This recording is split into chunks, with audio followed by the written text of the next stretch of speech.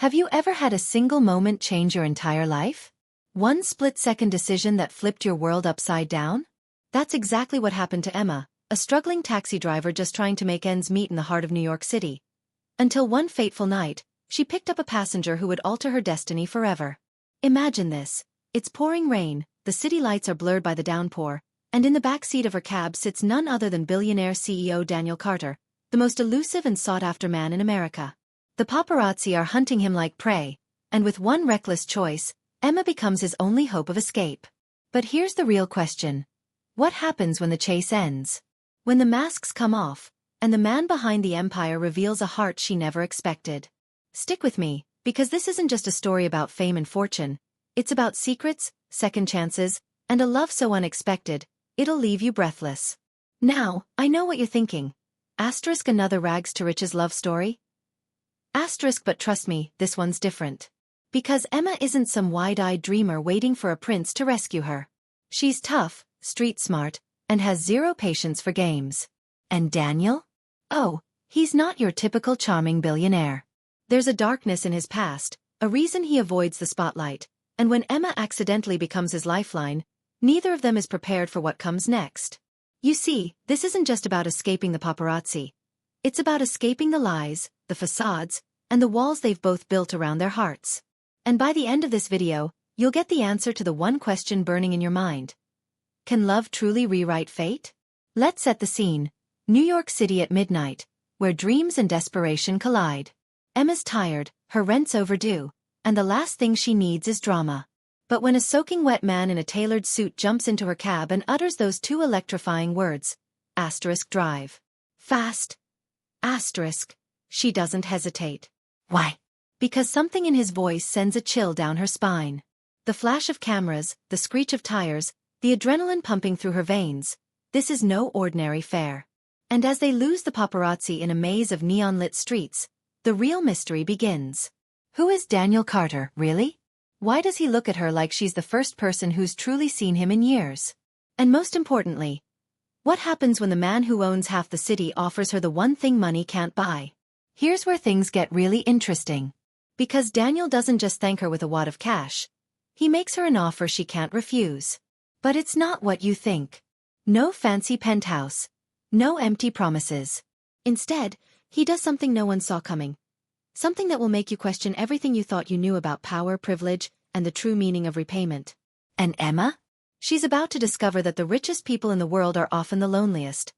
And that sometimes, the most valuable currency isn't money, it's truth.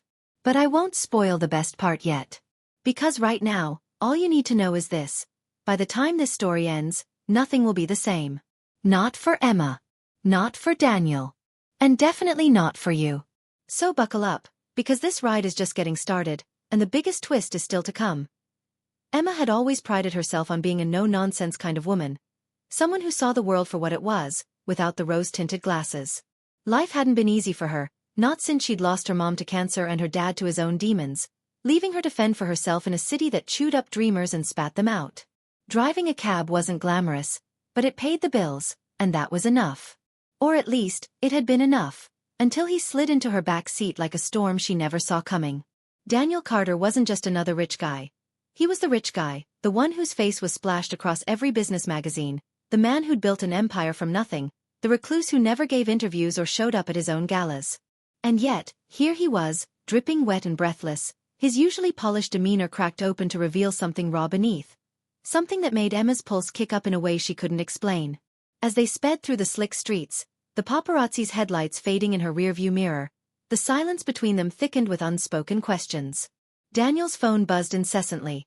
Calls from security, from his assistant, from people whose names probably came with titles longer than Emma's grocery list, but he ignored every one.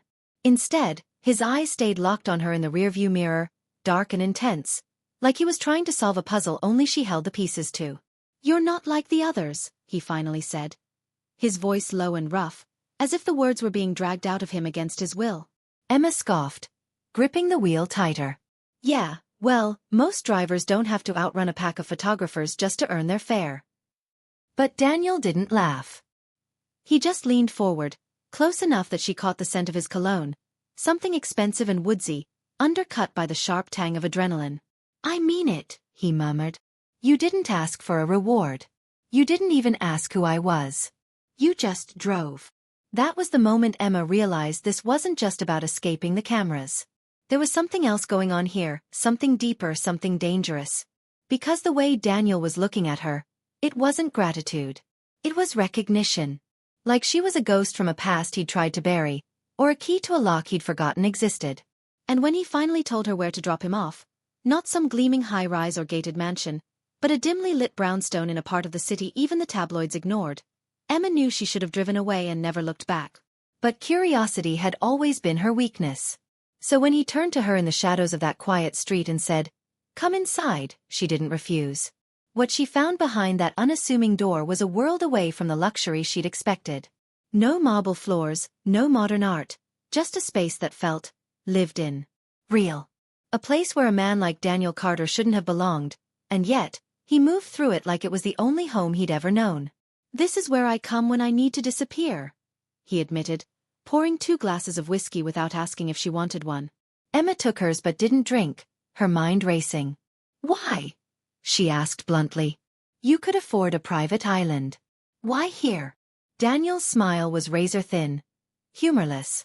"Because no one looks for a billionaire in a place like this." But the real bombshell came later, when a framed photo on the mantel caught Emma's eye. A younger Daniel, arm around a woman with laughing eyes and wild curls, standing in front of a diner Emma knew all too well. Her diner. The one her mom had worked at for years before she got sick. Emma's breath hitched. "You knew her," she whispered, her voice trembling with the weight of the realization. Daniel's expression darkened, his knuckles whitening around his glass. "Yeah," he said quietly. "I did." And just like that, the night took another sharp turn, because now there was a thread connecting them, one that ran deeper than a chance encounter in a taxi. A thread that, when pulled, might unravel secrets neither of them were ready to face. Meanwhile, across town, a different kind of storm was brewing. A reporter with a vendetta, a missing file that could topple empires, and a shadowy figure watching from the sidelines, waiting for the right moment to strike. Because Daniel Carter had enemies, powerful ones, and Emma had just become an unwitting pawn in a game she didn't even know she was playing. The question was, would she run while she still could? Or would she stay, and risk everything for a man who might just be worth the fall? One thing was certain. By morning, nothing would ever be the same. And the clock was already ticking.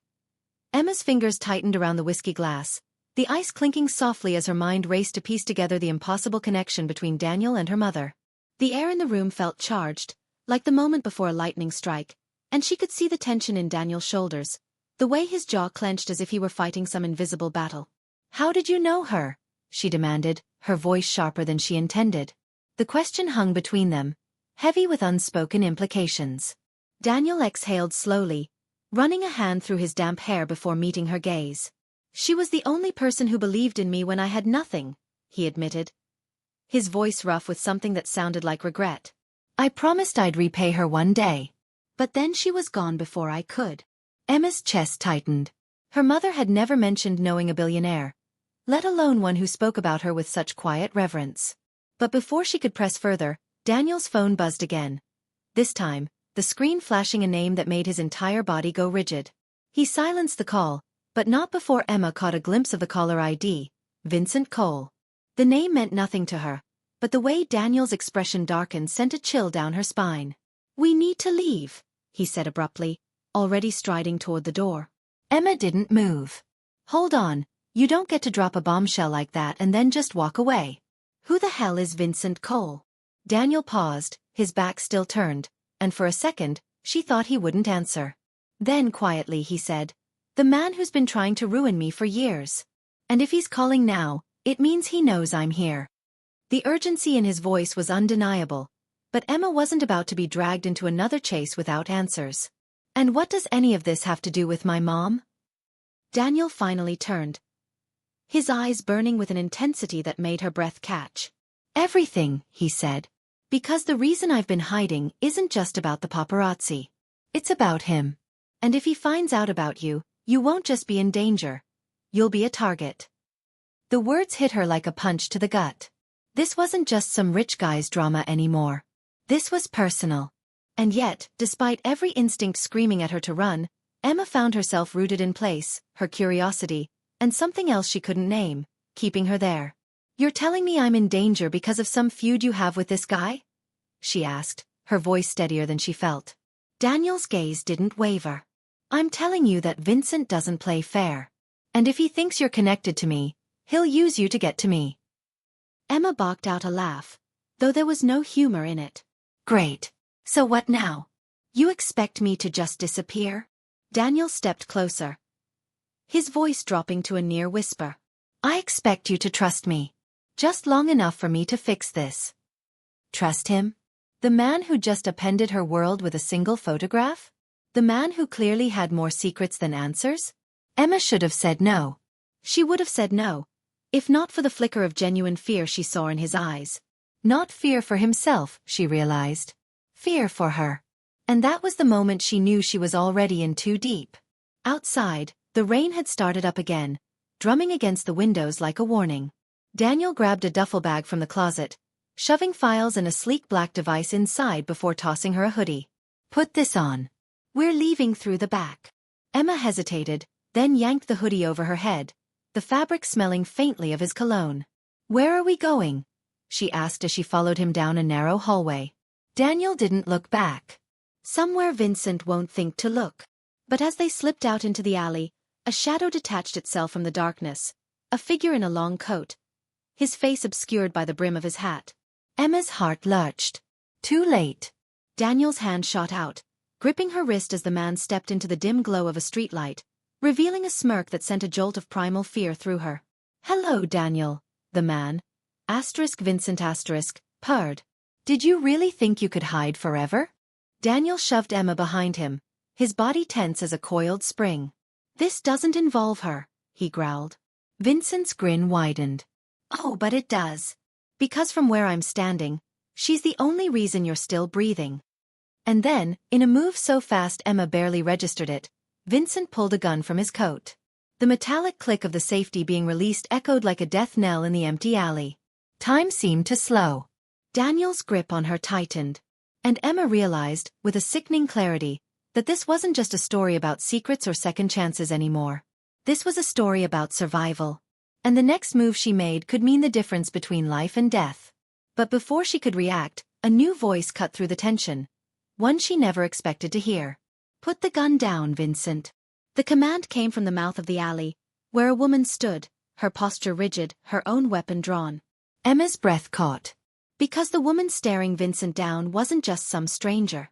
It was Detective Reyes, the same detective who'd worked her mother's case all those years ago. The same detective who'd told Emma her mother's death was an accident. The same detective who was now pointing a gun at Vincent Cole like she'd been waiting for this moment for years. The pieces were starting to fall into place, but the picture they formed was one Emma wasn't sure she was ready to see. Because if Detective Reyes was here, it meant one thing. Her mother's death wasn't an accident at all. And whatever game Daniel and Vincent were playing, Emma had just become the key to winning it. The rain poured down, mixing with the blood roaring in her ears as the standoff stretched on. One wrong move, and someone would die tonight. The only question was, who? The gun's barrel gleamed under the flickering alley light as Vincent's smirk twisted into something darker, something lethal. Emma's pulse hammered in her throat, her body frozen between fight and flight, but Daniel's grip on her wrist was ironclad, his voice a low growl. "You pull that trigger, Vincent, and you'll never get what you want." Vincent's laugh was razor-sharp. "And what's that, Danny? Your empire? Your life?" His finger twitched on the trigger, but Detective Reyes took a step forward, her gun steady. "It's over, Cole. The FBI's been building a case on you for years. One move and you're done." Emma's mind reeled. FBI. What the hell had she stumbled into? Then came the twist no one saw coming. Vincent's gaze flicked to Emma, his smile turning almost pitying. "You really don't know, do you?" he mused. "Ask your hero what really happened to your mom." Daniel lunged forward, but it was too late. The words were already out, hanging in the air like poison. Emma's stomach dropped. "What's he talking about?" she demanded, her voice shaking. Detective Reyes's jaw tightened. "Emma, your mother didn't just die. She was murdered. And Vincent's the one who ordered it." The world tilted. Emma's knees nearly buckled as the truth slammed into her. Her mother's accidental overdose had been a hit. A hit ordered because she'd known too much. Daniel's face was ashen. "I tried to protect her," he said hoarsely. "But Vincent found out she had evidence.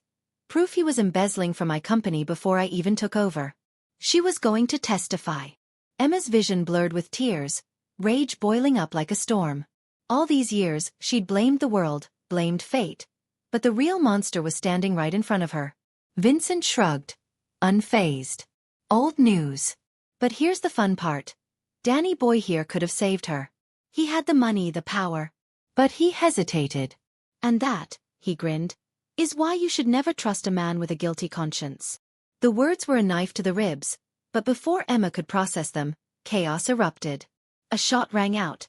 Vincent's shoulder jerked back as Detective Reyes fired, but he staggered, his own gun swinging wildly toward Emma. Daniel moved like lightning, shoving her to the ground as another shot exploded. Pain seared through her arm, but when she looked up, it wasn't her blood on the pavement. Vincent lay motionless, his chest a dark stain, Detective Reyes already radioing for backup. And Daniel was on his knees, clutching his side, his breath ragged. "Emma," he gasped. "I'm sorry. For everything." The next moments were a blur. Sirens, shouting, hands pulling her away as paramedics swarmed. But all Emma could see was Daniel's face, pale with pain but etched with something like relief. He'd taken a bullet for her. And in that moment, she realized Vincent's last cruel trick had failed. Because the truth wasn't that Daniel hadn't tried to save her mother. It was that he'd spent every day since trying to atone. 3 months later, the headlines told a sanitized version of the story. Asterisk disgraced financier Vincent Cole killed in FBI sting. CEO Daniel Carter recovers from heroic wound. Asterisk but the real story was quieter, unfolding in a sunlit apartment where Emma sat across from Daniel, his scars still fresh but his eyes clearer than she'd ever seen them. "You were right," he said softly, sliding a file toward her. Inside were photos, bank records, a confession. Everything to prove Vincent's guilt and her mother's bravery. "It won't bring her back. But it'll clear her name." Emma's fingers trembled as she flipped through the pages, the weight of years of grief finally lifting. And then came the final twist, the one that made her laugh through her tears. At the bottom of the file was a deed. Not to a penthouse or a private island, but to the old diner where her mother had worked. "Your mom believed in me when no one else did," Daniel had written on a sticky note. Asterisk now it's yours. Build something she'd be proud of. Asterisk. The ending wasn't perfect. Some wounds never fully heal. But as Emma stood in the empty diner weeks later, the smell of coffee and toast filling the air, she realized this wasn't just a story about revenge or even love. It was about legacy. And when the bell above the door chimed and Daniel walked in, not as a billionaire or a fugitive, but as a man finally free of his past, she knew the best twist of all was the one they'd write together. So what's the takeaway? Maybe this: the most powerful currency in the world isn't money or fame. It's the choices we make when the stakes are highest. And sometimes, sometimes the people who save us are the ones we least expect. But hey, that's just this chapter. Who knows what's next? Stick around because the best stories are always the ones that surprise you. And this one? It's far from over.